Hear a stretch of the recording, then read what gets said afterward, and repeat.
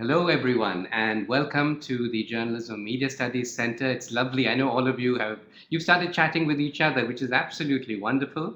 Uh, and it's great to have you all with us.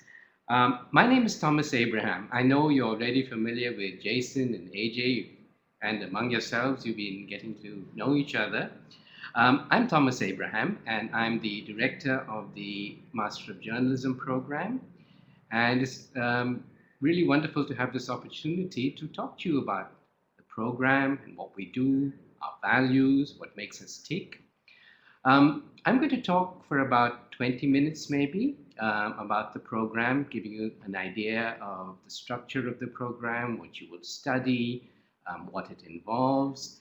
And then I'm going to open it up for questions. And all of you have started using the chat function already. So we will open it up for questions using the chat room. If anyone cannot hear me or if you can't see the slides that I'm going to be showing, well, just let us know through the chat function. Now, all of you have been getting to know each other already, where you're from and what you do and so on and so forth. So let me begin by telling you a little bit about myself, because this will also help you to understand what the JMSC is about, what our program is about, what our mission is, and what our values are. I was a journalist for 25 years before coming to teach at the JMSC. I've worked in many countries across the world. I've covered wars, I've covered peace talks, I've interviewed presidents, prime ministers, covered elections, and I report on and to witness historical history-making events. And all my fellow faculty members here at JMSC have gone through exactly the same kind of experience. And now, after decades of working as journalists, we have started teaching. And why do we do this? We do this in order to help pass on our experience to the next generation of journalists. And in a sense, give back something to the profession that has given us so much and the profession that we love so much. So that's really what we're about, and that's what makes us tick. So let me tell you a little bit more about the program. Now, as you know, there are many journalism programs across the world, and I'm sure all of you have got a choice. I'm sure you've looked at other journalism schools, and you've got a choice. You've got a global choice now of J schools to apply to. But these are some of the things that I think makes us special. We were founded in 1999 at the University of Hong Kong, which is one of the world's leading universities. And we were founded perhaps for a particular reason, and that is to help journalists or to train journalists who would be able to tell Asia's story. Now, this was in 1999, and by that time, I think everybody knew that the big story in the world over the next few decades was going to be what happens in China, what happens in the rest of Asia. And our mission really has been to be the premier journalism school in Asia, helping journalists tell the rest of the world about what's happening in this exciting and vibrant region. So that was our mission. Oops. Another thing I think that makes us unique compared to other journalism or communication schools is that we focus on journalism. We don't teach public relations, we don't teach marketing, we focus on training professional journalists. So that's what you're going to, so if you come here, that's what you're going to get, right? You're going to get the skills, the ability, the tools to be able to tell people about the exciting changes that are happening in the world around you. A third thing I think that makes us really unique is that we're a truly global program. Every year we take in students from 19, 20, 21 different countries with the real United Nations. We have students from Mongolia, from Afghanistan, from the United States, from Canada, from Zambia, and of course from China as well. So it's a melting pot. It's a real international, it's a mini United Nations.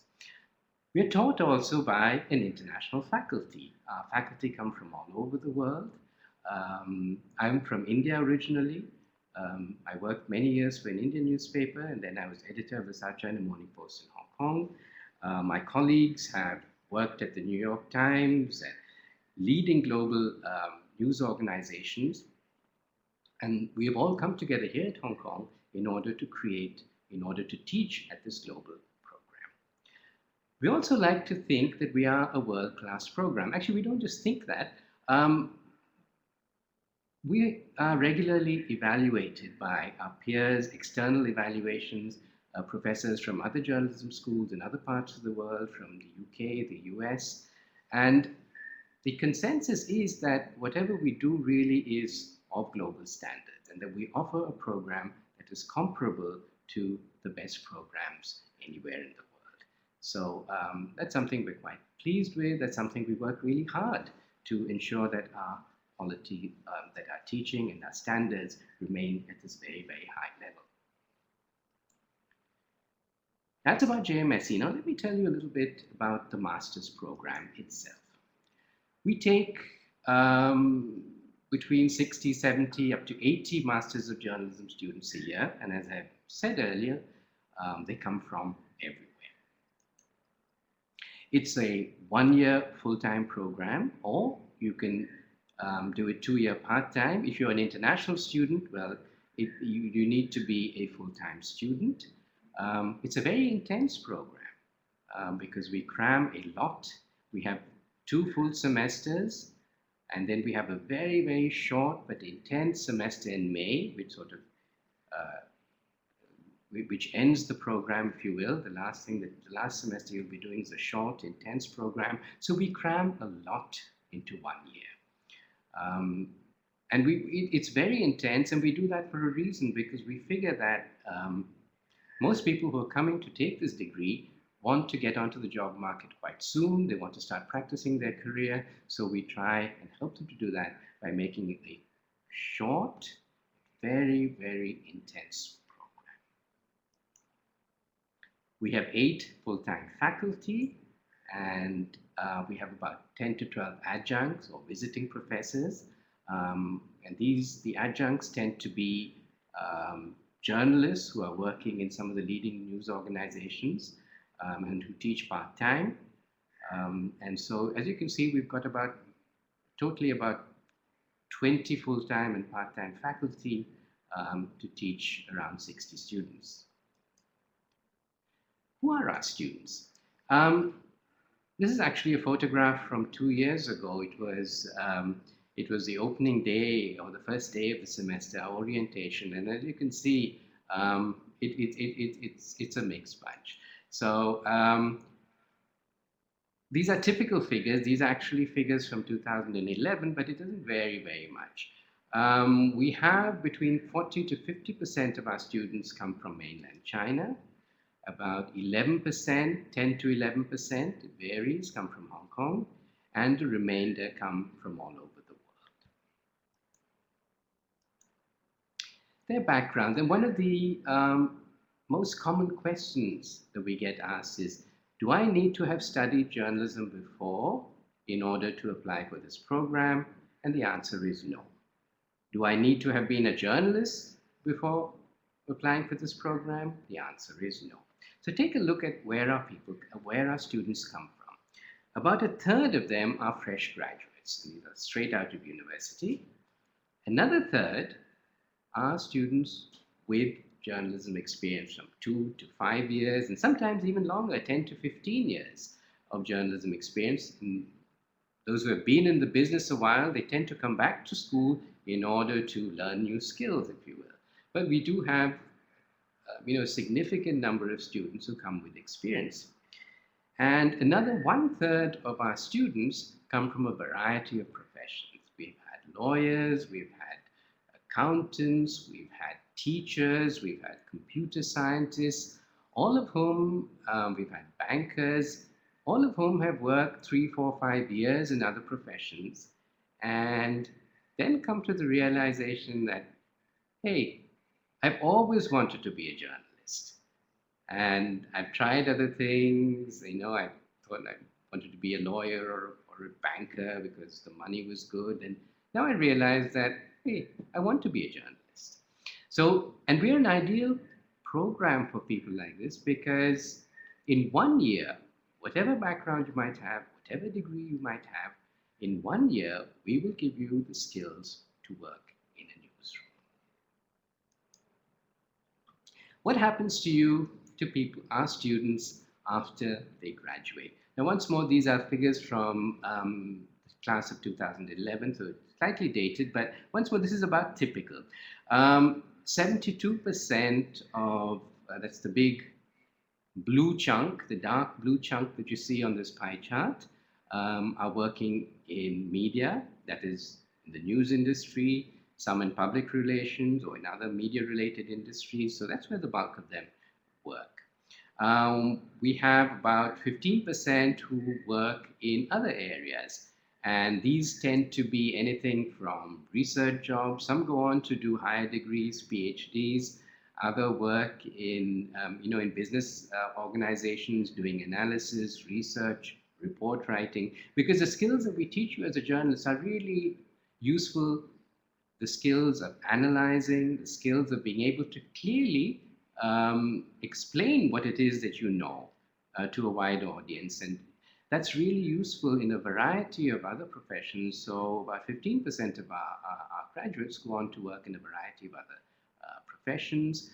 3% or so were freelancing, and about 10% we're not quite sure what they're doing because they haven't got back to us, or they don't want to tell us, or they're doing really, really interesting things which they want to keep secret. But there you go.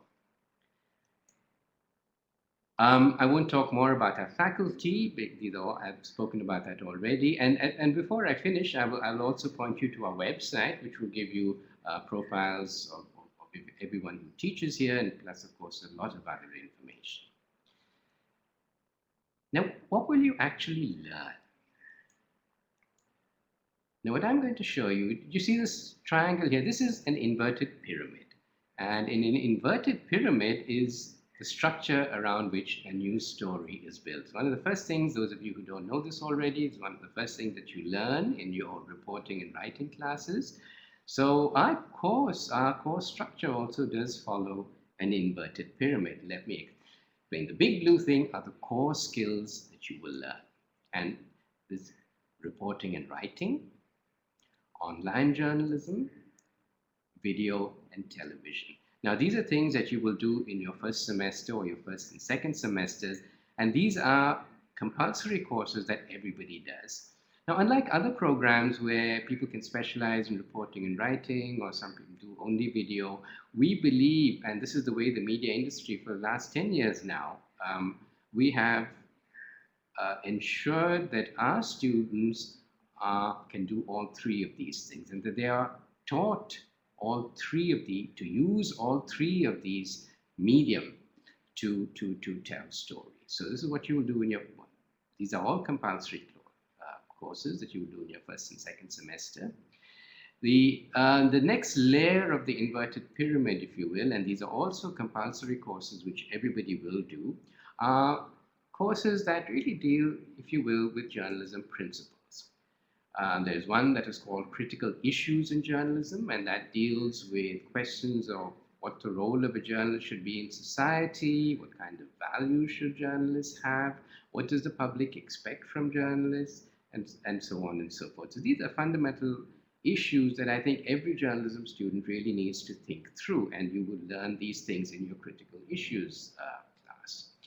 The other compulsory journalism principle related course is media law. All journalists, wherever they work in the world, operate within a legal framework, and so it is really important for journalists to know the legal framework within which they operate, and also how to take advantage of the freedoms that laws in different countries give journalists. freedoms and how to make the most of these freedoms. So these are some of the issues that you will learn in the media law class. The bottom, if you will, of the pyramid are a bunch of elective courses in a variety of different areas. Business and financial journalism, there are courses on reporting China, courses in health, science, and the environment.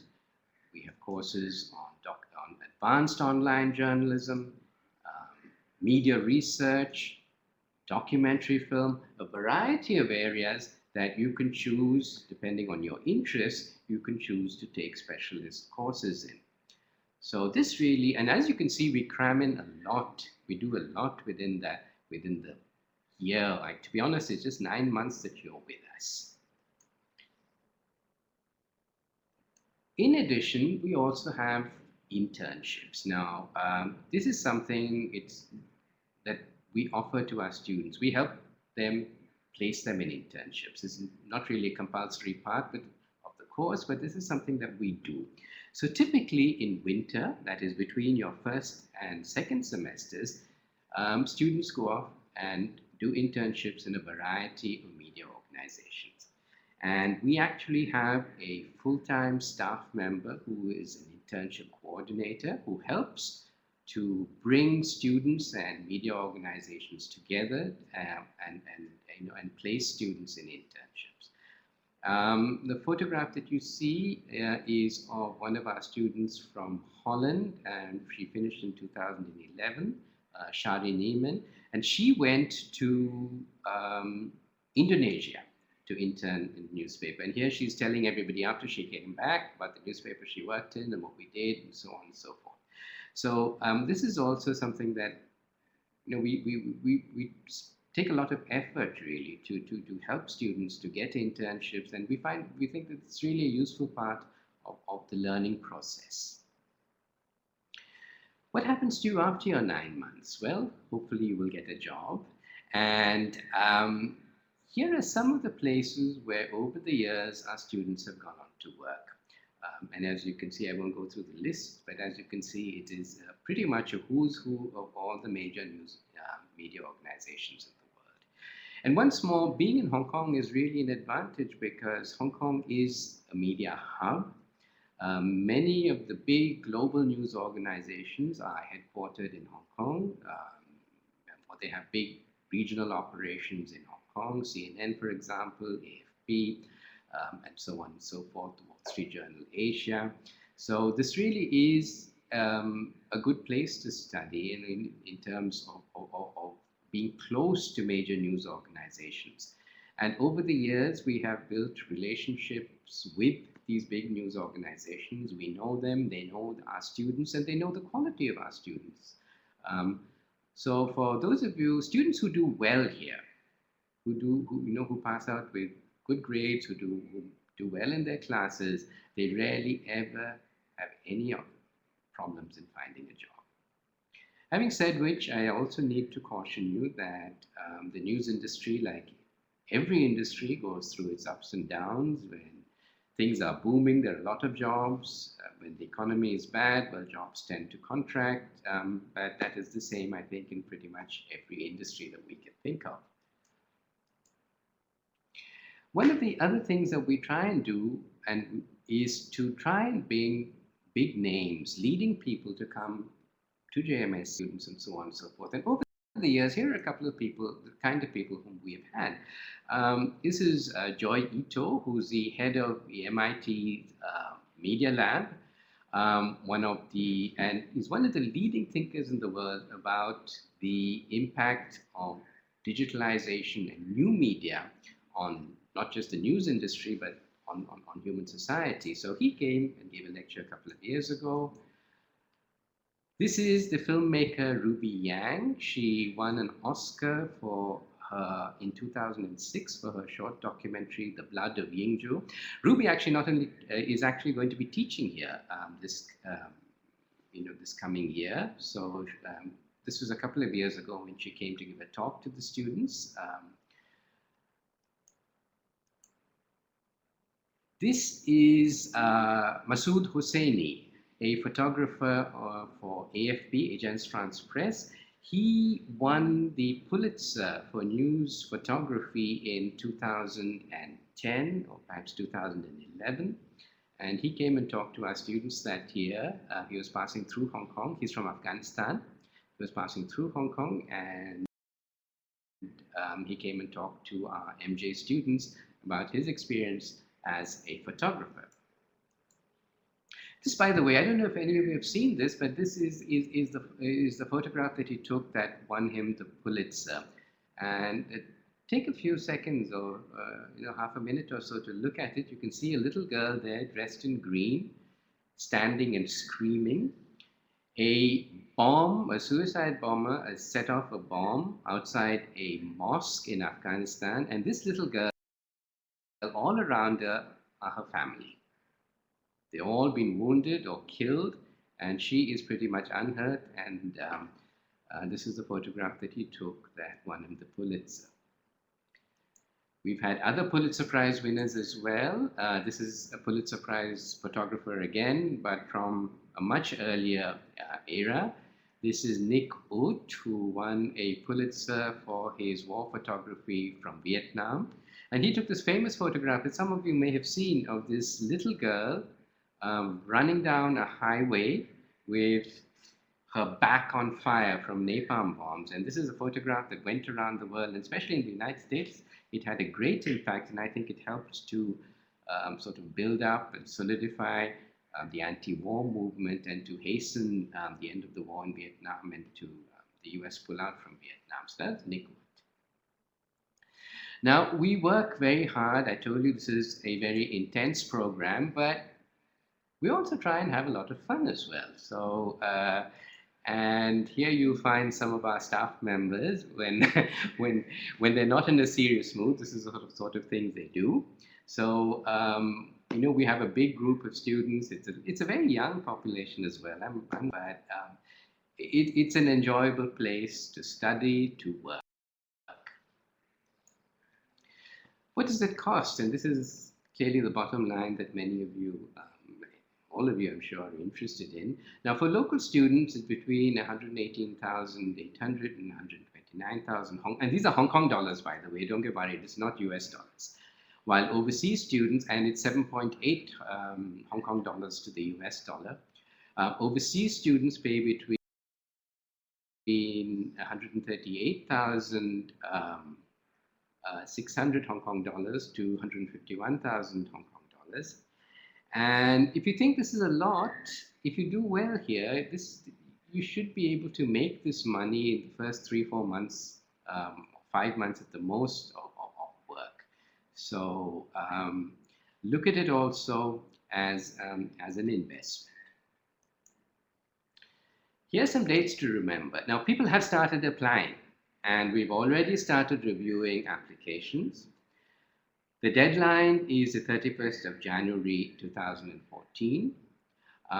We're continuously reviewing applications.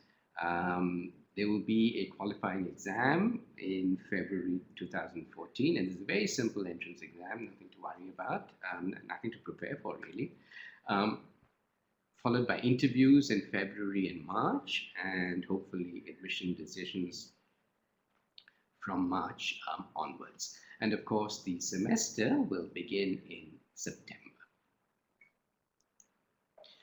All right, now I just want to point you to our website, and I'm sure all of you are already familiar with it, but for those of you who are not, you'll find a lot of information here, including videos of former students and present students and so on and so forth. You'll find information about the curriculum and so on. So I encourage you to go to that. You'll find information about the faculty, everything that I've told you about. You will find more information here. So I would strongly encourage you to go back to go to that. And of course, Facebook and Twitter are the best ways really to stay in touch with us. So if you have not, do friend us, do follow us, and stay in touch. Okay, now you must be bored listening to me. I've been talking, I think, for quite a long time. So I'm going to stop now and hand it over to you for questions about anything about this, about our program, about journalism, about life. Well, maybe not about life. Okay, so over to all of you.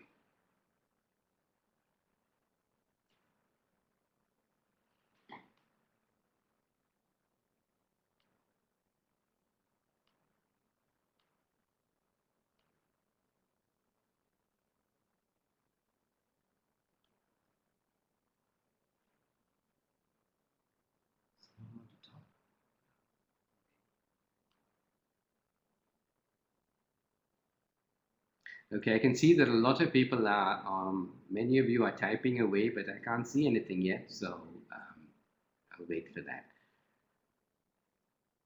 And what I will do is I will read out the question and then answer you. All right, I've got a question from one from Charles. Is it okay to apply the part-time program working in Shenzhen? You need to be a Hong Kong resident to study part-time here and you need to have a Hong Kong ID card. So if you want to do the part-time program, then I'm afraid you're going to have to be a Hong Kong resident, Charles. Chelsea asks, how does the qualifying exam work for international students? Chelsea, we will, and for everybody, we will be holding the exams in physically sort of holding it in Beijing, Shanghai, and Guangzhou, and in Hong Kong itself. For those of you who are outside, we will have an online version of it, and you will be able to do it wherever you are. I've got, will MJ students be assigned advisors? Yes, each student will be assigned an advisor and who will, talk to you about academic issues, help you to make up your class, choose classes, and so on and so forth. Francesca wants to know how to ask a question with the mic. Now, I think technically it's easy to ask a question, but I'm not quite sure how well the bandwidth is going to work. And so we're trying to keep this as simple as possible. So, Francesca, I would urge you, if you don't mind, to try to type your question in. Theoretically, you can use the mic, technically as well, but I think it would be easy if you just type. Vicky, will internships be unpaid, paid, expenses only? And in cases where the internship is abroad, will students be expected to arrange their own accommodation for duration of the internship? Okay, Vicky, what we do is we try and urge all the media organizations who take our interns to try and pay something. But you know how big organizations are. They're reluctant. Many of them are reluctant. Some of them find it hard, financially and so on and so forth. So many of them do pay. Lots of them don't.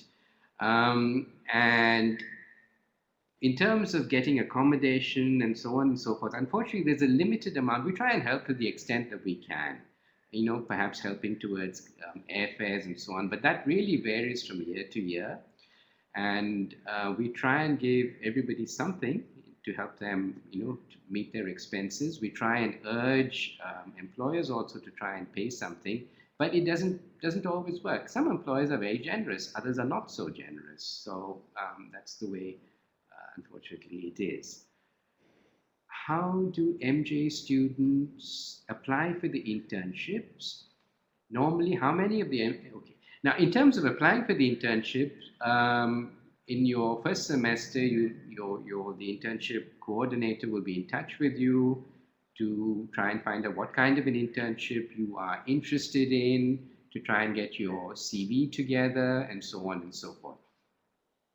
In terms of numbers, it varies from year to year because once more it depends on the ability of our employers also to take interns. But usually it's about 75 to 80% of people do get placed. And I also need to tell you that not everybody wants to do an internship in winter. There are some students who say that I need to go home, I've got family issues, or the others a couple who say I'd rather travel.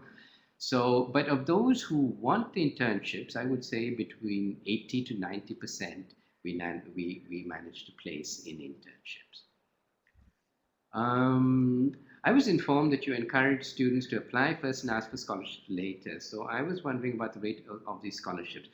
Francesca, it really varies from year to year.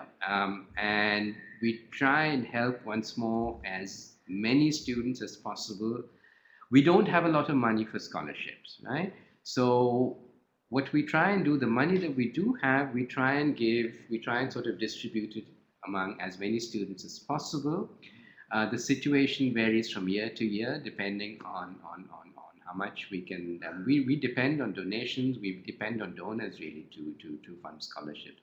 So it varies from year to year. And so for once more, all I can say is that do apply, and really we will do our best to to help you in whatever way we can. Charles, do you think HKUJ School is the number one school in Asia?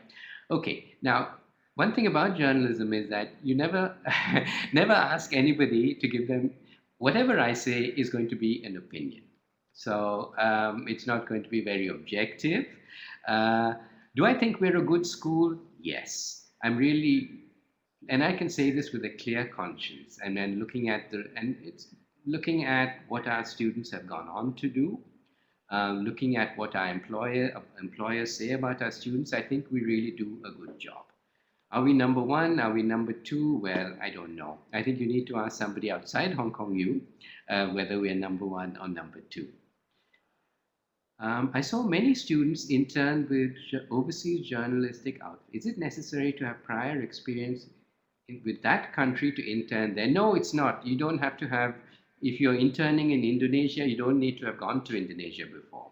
If you're interning in Nepal, as some of our students are, you don't need to have gone there before. So no, you don't need prior experience in that country. Um, Next question. Could MJ students take classes at other departments in school? Um, I hope to develop specially in business reporting. Do I have the chances of taking courses at the business school? Now, you do have the opportunity of taking classes in the Faculty of Social Science. So many of our students take classes in international relations, international politics, and so on and so forth. Now, in terms of business, what we do have, and you will see this from our website as well, is that we do have specialized courses within JMSC itself to help you to become good business reporters. But we don't have an arrangement whereby you could actually take classes in the business school. What's the next one? Trudy. May I know how many people apply for the program every year on average? From your opinion, what makes a good application? Okay, the number of, normally we get about 600 to 700 applicants, and as I said, we take between 60, 70, 80 every year. What makes a good application? All right, what makes a good applicant is, what we try and do is, first of all, figure out, will you make a good journalist? Do you have the qualities to make a good journalist? And what makes a good journalist? I think a good journalist needs to have several skills. You need to be hardworking. You need to be persistent. You need to have really good critical thinking, because as a journalist, you'll be talking to people and people tell you all sorts of things. People lie to you. So you need to be able to say, okay, is this person reliable? Why is this person telling me this? Is it true? So you need to have critical thinking faculties. You need to know what makes news. And above all, since journalism is about communication, you're communicating what you know to the public, you need to have really good communication skills. And what do we mean by communication skills? We are an English language course, right? And we train people to work in English language media. So your English needs to be good. Otherwise, it'll be hard of course, it'll be hard to do your coursework, but it'll even be hard to follow lectures. So you need to be really confident with your English skills. You need to have a really good brain on your head, and you need to have a passion, you need to have a real desire to be a journalist. So these are some of the things that we look for.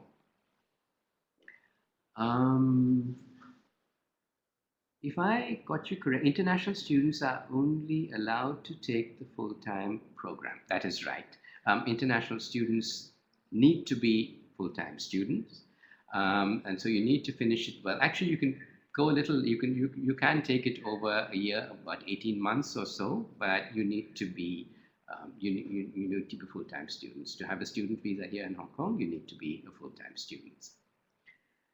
I saw you are offering great open courses, and I'm aware that you have previously offered a summer crash course in investigative journalism in India. Going in English, are you going to offer the same course? Yeah, we have a number, and for this year, we're not going to be doing the investigative journalism course, but maybe next year we might. Yes, we do offer a lot of courses in the summer, and these are really courses for outside for professionals as well. This coming summer, we will not be offering this course, but maybe a year from now, next time, next year, if you're studying here, maybe next summer, we will be offering courses like this. If we apply for a full scholarship but are unable to obtain one, would we still be eligible for a partial scholarship? Yes, you would be. Is there any course in the Shanghai Center this year? As of this point of time, we have no courses in the Shanghai Center, but yes, we will be planning in the year ahead for, to have maybe short courses or events or lectures in Shanghai. And the courses always start in September of the same year of the application, right? Yes, that is right. So if you're applying now, you will be, and if you're granted admission, your admission will be for September 2014. Is Cantonese needed? Is Cantonese needed to be a student at JMSC? No. Is it helpful if you want to work as a journalist in Hong Kong? Very helpful, very useful. If you want to live in Hong Kong, I mean, this is a 95-96% Cantonese speaking city. So yes, I think it is for your life in Hong Kong. I think is really useful. To be a student at JMSC, no. To be a student in Hong Kong, you know. But clearly, it is a very, very useful thing to have.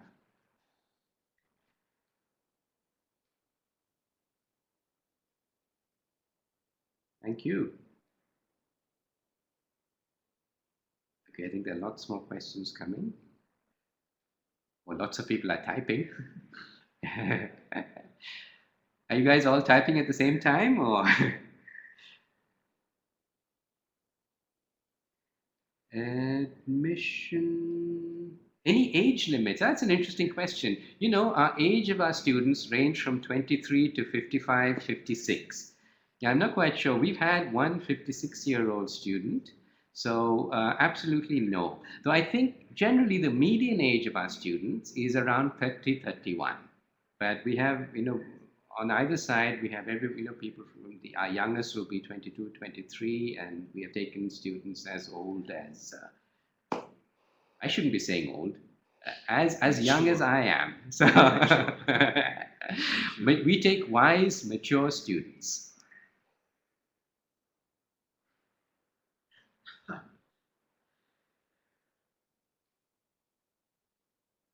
Exactly. Thomas is very young. Thank you.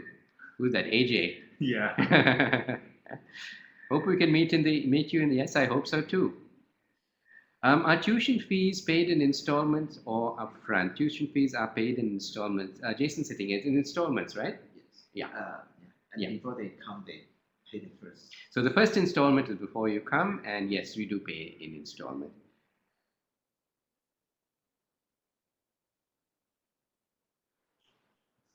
Under the news on the JMSC website, I've recently noticed an article about a student going overseas with a prof. How do you come? Oh, this must have been. How do you come up with these sort of student expert trips? I think you're talking about last year. He's graduated now. We had a student from Afghanistan, and we also Kevin Seitz, one of our professors, was actually going on a reporting trip to Afghanistan. So he took Abdul Matin Safraz, our Afghan student, with him as an assistant. And so they both traveled through Afghanistan, and our student, Abdul Matin, helped Kevin Seitz, with interviews, helped him to, translate and so on and so forth. So that's how that one happened. You mean, yeah. I think Kevin Seitz is the one you're talking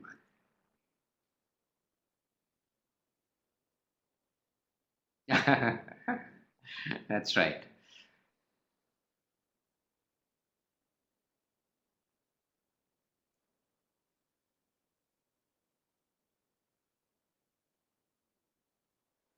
Okay, we're waiting for one more question from, I think, Vicky. And I think with that, we will probably bring this to a close.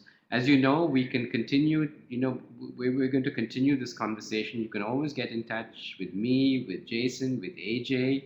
I know you've probably already been in touch, either online or through Facebook. Okay, here's Vicky's question. Can MJ students go back to the JMSC after graduating? Oh, absolutely. I mean, once our students, we have hopefully a lifelong relationship with our students. Yes, as AJ has said, yes, of course. So our students come back to us. We stay in touch with them, and so on and so forth. All right. I think we'll close. We'll bring this. I can see. Oh, this is AJ and Jason are typing. So I think. Um,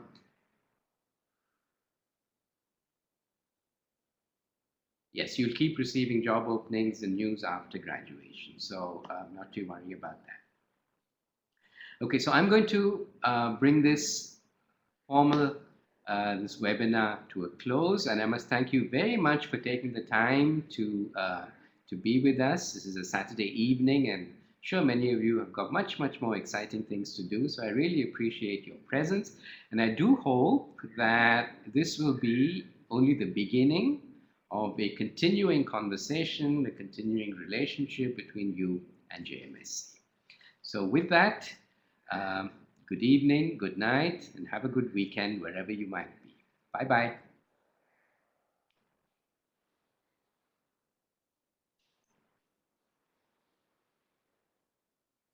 They all want to text instead of talking.